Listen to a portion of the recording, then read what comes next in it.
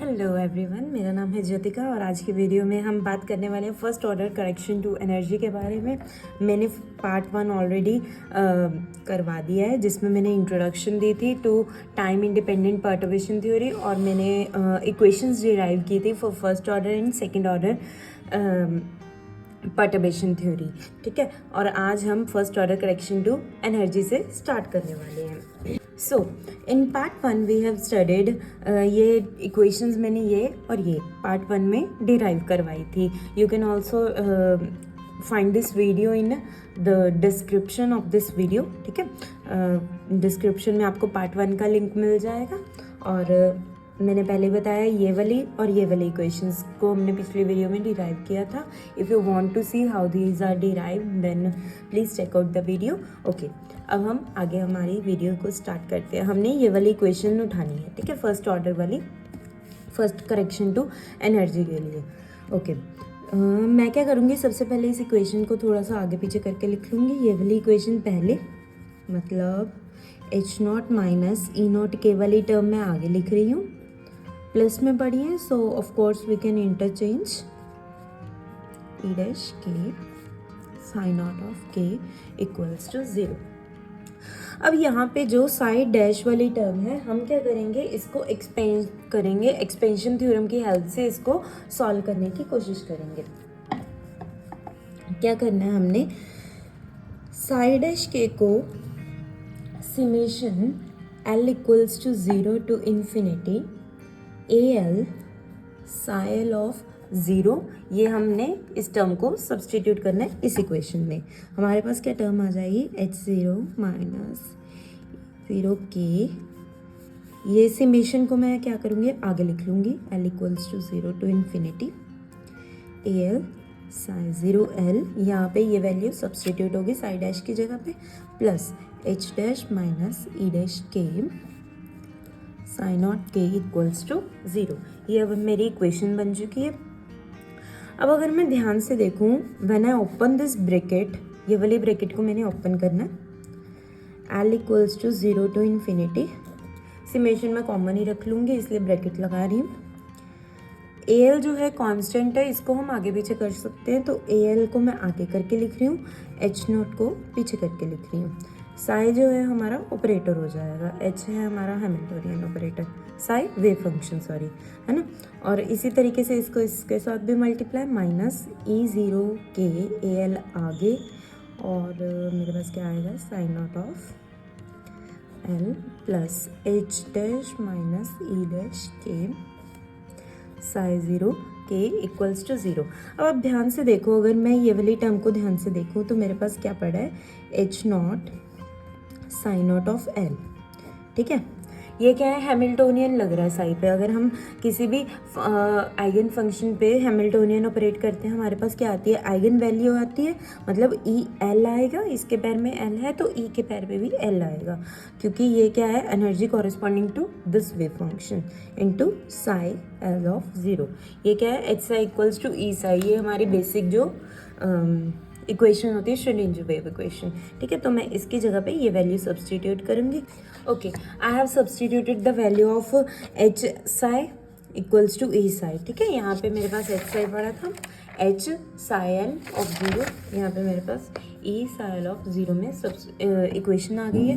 मैंने पहले भी बताया था, मैं क्या करूँगी, यहाँ पे AL Sai L AL Sai L, इन चीज़ को कॉमन ले लूँगी, तो मेरे पास इक्वेशन क्या बनेगी, summation L equals to 0 to infinity AL जो है आगे लिखा है, ठीक है, उसके बाद मेरे पास क्या आ जाएगा, EL माइनस E के, राइट, साथ में क्या आ जाएगा, साई L ऑफ 0। ओके, इसके बाद मैं क्या करूँगी, plus H dash minus E dash के, पीछे वाली टर्म्स को एज इट इज़ लिख रही हूँ। ठीक है, ये इक्वेशन मेरे पास आ गई है। अब मैं क्या करूँगी कि इस इक्वेशन को मल्टीप्लाई करूँगी साई एम से, साई एम 0 स्टार से। अब स्टार का यहाँ पे क्या मतलब है, इसका कॉम्प्लेक्स कॉन्जुगेट है ये, ठीक है, by psi m 0 star, and integrate करूँगी मैं इसको। तो मेरे पास इक्वेशन क्या बन जाएगी, summation L equals to 0 to infinity AL EL 0 minus EK 0 psi m 0 star psi l 0 और यहाँ पे क्या आ जाएगा integral d tau is equals to नहीं प्लस यहाँ पे भी सेम चीज़ आएगी integral psi m 0 star h dash minus e dash के साथ में क्या आ जाएगा आपका psi 0 के d tau is equals to 0। अब ध्यान से समझना है कि मैंने यहाँ पे psi m को इधर क्यों नहीं लिखा और यहाँ पे इधर बाहर क्यों नहीं लिखा, इन दोनों सेम तरीके से क्यों नहीं लिखा। ठीक है, इसको कैसे समझ सकते हैं हम। यहाँ पे मेरे पास क्या पढ़ा था, हैमिल्टोनियन पढ़ा था। हैमिल्टोनियन जब भी पढ़ा होता है हम ऑपरेटर्स को आगे पीछे नहीं कर सकते हैं। और यहाँ पे क्या पढ़ी थी, एनर्जी पढ़ी थी। एनर्जी कांस्टेंट होती है तो वो बाहर जा सकती है आराम से इंटीग्रल के, पर हैमिल्टोनियन जो है अपनी जगह पे फिक्स रहता है। इसको आप एक तरीके से ऐसे मान सकते हो, जैसे psi m मैंने क्या बताया, कॉम्प्लेक्स कॉन्जुगेट है ना, तो psi m मेरे पास इस तरीके से पड़ा है।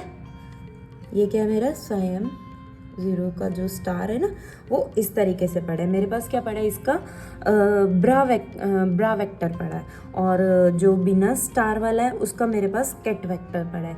कैट्स और ब्राज आपने एडवांस क्वांटम मैकेनिक्स में बहुत ज़्यादा आपको देखने को मिलेंगे, तो थोड़ी बहुत आपको इनकी नॉलेज होनी चाहिए।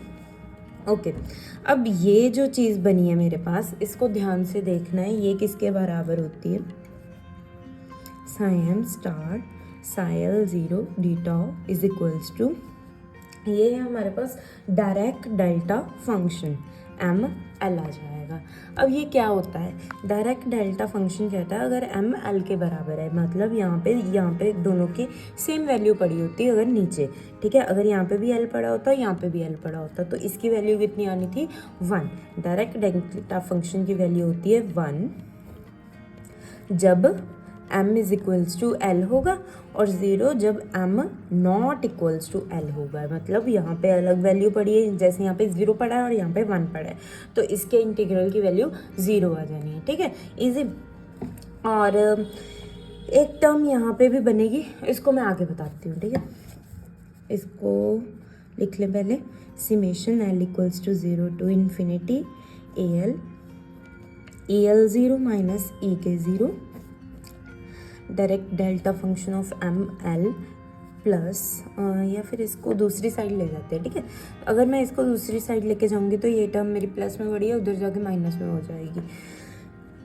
माइनस में होने का मतलब सिर्फ इतना सा है, ये ई के उधर जाके पॉजिटिव का ई के हो जाएगा, एच डैश वहाँ पे नेगेटिव का एच डैश हो जाएगा। ठीक है, इस तरीके से मैं इसको लिख सकती हूँ, psi m 0 स्टार ई के वाली टर्म मैं बाहर लिख लूँगी। ठीक है, यहाँ पे नेगेटिव थी, उधर जाके पॉजिटिव हो जाएगी, तो इसलिए मैंने यहाँ पे कोई साइन नहीं लगाया है, कुछ नहीं लगाया, यानी पॉजिटिव ही पड़ी है मेरे पास वैल्यू। और डी टॉ, और ये वाली वैल्यू मेरे पास नेगेटिव में आई है, minus integral psi m 0 star h dash psi के 0 डी टॉ। मैंने पहले भी बताया था कि h डैश को हम बाहर नहीं निकाल सकते, h डैश जहाँ पे पड़ा है वहीं पे रहेगा। ओके, अब ये अगेन ये फिर से डायरेक्ट डेल्टा वाली फंक्शन की फॉर्म बन जाएगी, और ये कौन सी फॉर्म बन रही है इसको मैं थोड़ा सा बता देती हूँ आपको। मैंने पहले भी बताया था, ये क्या है, ब्रा वेक्टर पड़ा है, ये क्या है, कैट वेक्टर पड़ा है। तो integral star h dash psi 0 के डी टॉ, ब्रा m में पड़ा है, तो मतलब psi m 0 इधर आएगा, h डैश इधर आएगा, और इसको कैसे लिखेंगे, psi के 0। ठीक है, स्टार जो होता है उसको लेफ्ट साइड वाले एरो से रिप्रेजेंट करते हैं, जो बिना स्टार के पड़ा होता है उसको इस तरीके से। इस वेक्टर को कहते हैं ब्रा, इसको कहते हैं कैट। ठीक है, अब इसमें जो है वैल्यू सब्सटीट्यूट करेंगे हम यहाँ पे। ठीक है, ये वाली इक्वेशन को मैं यहाँ पे उठा के लिख रही हूँ, summation L equals to 0 to infinity EL 0 minus EK 0 delta ML should be equals to E dash K, ये क्या बताया था, direct delta function of M K बन जाएगा, माइनस यहाँ पे ये टर्म आ जाएगी,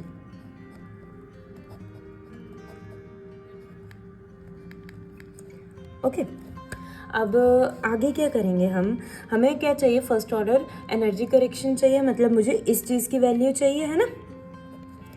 अगर मुझे इस चीज़ की वैल्यू चाहिए तो इसके साथ वाली टर्म 0 हो या 1 हो, हमें 1 बनानी पड़ेगी ना, तभी इसके साथ मल्टीप्लाई होके और इसकी वैल्यू आएगी। अगर ये 0 हो जाती है तो ई डैश टर्म ही ख़त्म हो जाएगी, तो मैं ई डैश की वैल्यू नहीं निकाल पाऊंगी, राइट। तो ये 1 कब होगा, डायरेक्ट डेल्टा 1 तब होता है जब दोनों की वैल्यू क्या होती है, इक्वल होती है। तो मुझे m equals to k substitute करना पड़ेगा पूरी इक्वेशन में। तो जब मैं m इक्वल्स टू k रखती हूँ तो मेरे पास ये इक्वेशन बनती है। यहाँ पे जहाँ पे भी मेरे पास नीचे m पड़ा था, उधर उधर मैंने क्या किया है, k सब्सटीट्यूट किया, और जब मैंने m इक्वल्स टू k यहाँ पे किया तो यहाँ पे 1 बन गया, और 1 इंटू ई डैश के I will get E dash k। Okay. अब अगर मैं ध्यान से इसकी लेफ्ट हैंड साइड को देखूँ तो यहाँ पे मेरे पास दो केस बनते हैं, जब k इक्वल्स टू l होगा और जब k not equals to l होगा। बस यही वैल्यूज़ ही हो सकती हैं, जब ये दोनों वैल्यूज सेम हो या फिर ये दोनों वैल्यूज़ डिफरेंट हो, ठीक है। दो केस बनेंगे मेरे पास। जब ये दोनों इक्वल होंगे तो मेरे पास जो ये ब्रैकेट वाली टर्म है EL0 माइनस EL0 ही हो जाएगा, k इक्वल्स टू l है क्योंकि यहाँ पे k की जगह l सब्सटीट्यूट किया, तो ये टर्म क्या हो जाएगी, इक्वल्स टू 0 हो जाएगी। और जब मैं यहाँ पे 0 सब्सटीट्यूट करूँगी, ये पूरी लेफ्ट हैंड साइड क्या हो जाएगी, मेरी 0 हो जाएगी। और दूसरा केस क्या है, जब k not equals to l है। जब k not equals to l है तो ये वाली टर्म को अगर मैं देखूँ ध्यान से, डेल्टा के एल जो होगा ये 0 के इक्वल हो जाएगा, क्योंकि ये क्या है, डायरेक्ट डेल्टा फंक्शन है। डायरेक्ट डेल्टा फंक्शन में जब दो वैल्यूज़ डिफरेंट होती है तो डायरेक्ट डेल्टा फंक्शन क्या देता है, मुझे 0 देता है।